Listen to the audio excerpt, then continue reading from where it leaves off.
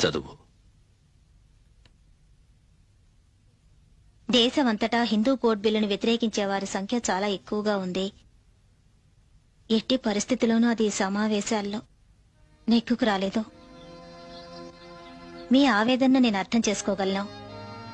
బిల్లులోని విడాకులు, వివాహం భాగాలను కూడా వాయిదా వేయాల్సి ఉంటుంది. అది అన్యాయం, అక్రమం. రతో, నేను చెప్పేది రాసుకో. చాలా కాలంగా నేను మంత్రి మండలి నుంచి రాజీనామా చెయ్యాలనుకుంటున్నాను.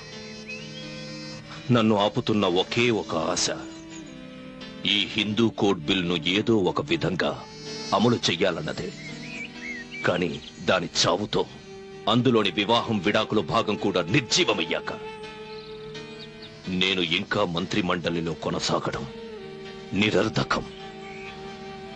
హిందూ కోడ్ బిల్ దేశంలో ఇంతవరకు ఎవ్వరూ చెయ్యని గొప్ప సంఘ సంస్కరణ ప్రయత్నం.